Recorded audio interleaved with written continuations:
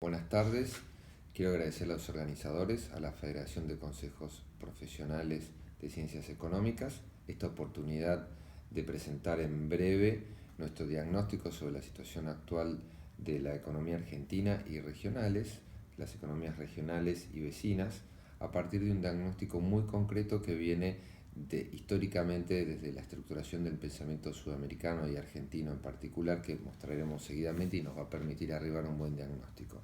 La situación por todos conocida es que estamos actualmente en un proceso altamente inflacionario, producto de una variación del tipo de cambio acelerada, una devaluación, que además de generar inflación, estamos ya en un proceso recesivo de alto endeudamiento, de déficit fiscal y déficit del sector externo muy profundos, llamados déficit gemelos, que se acentúa con el tiempo, y ese diagnóstico no hace más que empeorar, atento la aceleración de la desocupación, la baja de la recaudación relativa y por consiguiente el aumento de los déficits y de la deuda, que en gran medida se produce por el pago de intereses y de deuda pública interna y externa, lo que agrava aún más el déficit. Recordemos que el déficit primario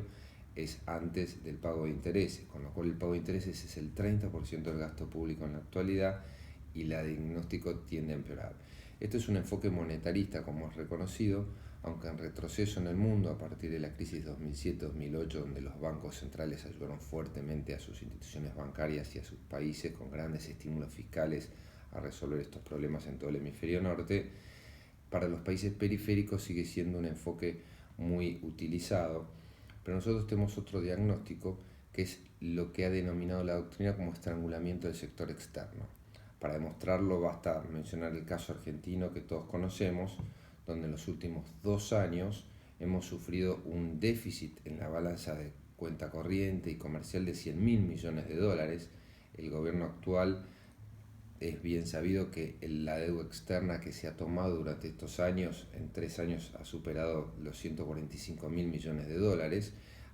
generalmente a gasto corriente y pago de deudas, poca inversión para repago en divisas, con lo cual nos está generando una situación que atenta contra el aumento de la producción y la actividad económica, por lo tanto contra la ocupación y la generación de riqueza, aumento de la recaudación y círculo virtuoso de la economía. En este diagnóstico, que para este año se prevé un déficit comercial de 12.000 millones de dólares, evidentemente las tendencias tienden a agravarse, por lo tanto debemos encontrar un enfoque donde el crecimiento de la economía y del presupuesto público esté de acuerdo con el sector externo. Para eso entonces vamos a recurrir a la experiencia histórica argentina, que tiene más de 100 años, donde las soluciones que han servido en el pasado deberían servir ahora de la misma forma, pero parece que hubiéramos olvidado muchas cosas de las que hemos pasado, y a partir de lo que trataremos brevemente de mostrar, veremos que la Argentina es un país que parece que atraviesa y se tropieza con la misma piedra más de 2 veces. En nuestro cálculo son más o menos entre 15 y 20 veces desde el año 1890, donde empezó un ciclo que la Argentina denominó de convertibilidad en aquel momento, aunque la doctrina no lo tiene así decidido. Después de la crisis inflacionaria de Juárez-Selman en 1889, un economista argentino llamado Silvia Gesell detecta que el problema del sector externo es decisivo en orden a establecer la paridad del tipo de cambio y combatir la inflación en la Argentina. En ese momento, Silvio Gesell, un economista alemán, vivía en Argentina, empresario, detecta que esa hiperinflación que trajo la crisis de la banca Baring en 1890 deriva en la convertibilidad de Carlos Pellegrini, como ustedes recordarán, donde se adopta el patrón oro estricto, similar a la convertibilidad Cavallo de 1990, y termina con el mismo resultado: una fuerte recesión, una disminución de la recaudación, aumento del endeudamiento y un proceso deflacionario. Silvio Gesell entiende que la solución del proceso deflacionario, por supuesto, es, además de una devaluación, que sea sin inflación y con un aumento de la monetización y de la actividad económica. Pero para esto era necesario establecer el equilibrio del sector externo. Por eso brevemente vamos a decir en breves minutos que a través de una investigación con documentación original de Alemania y de la Argentina hemos podido establecer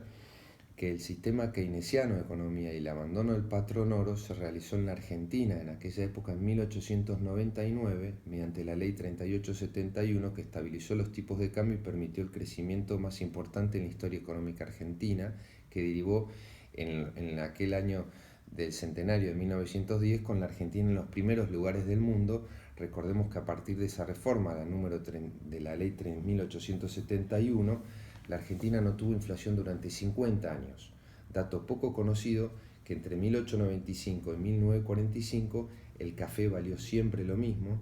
el diario valía lo mismo, el subte,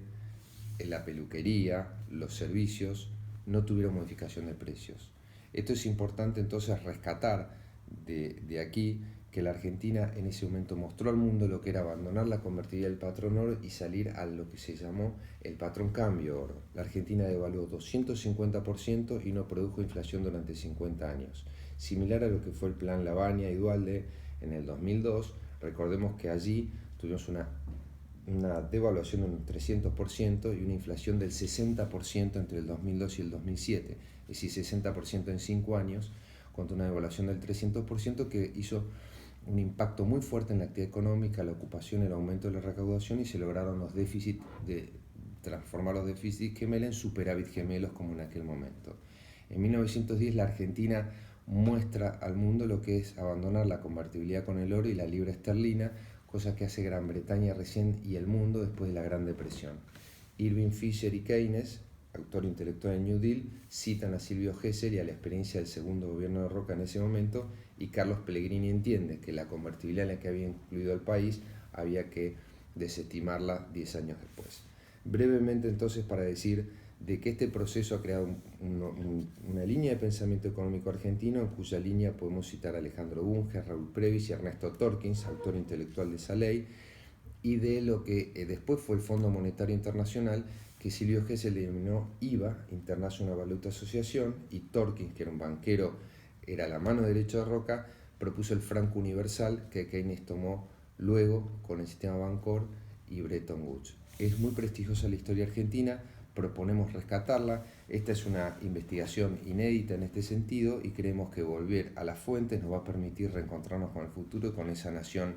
que hemos añorado y ha quedado en el pasado, pero podemos rescatar rápidamente. Como dijo el actual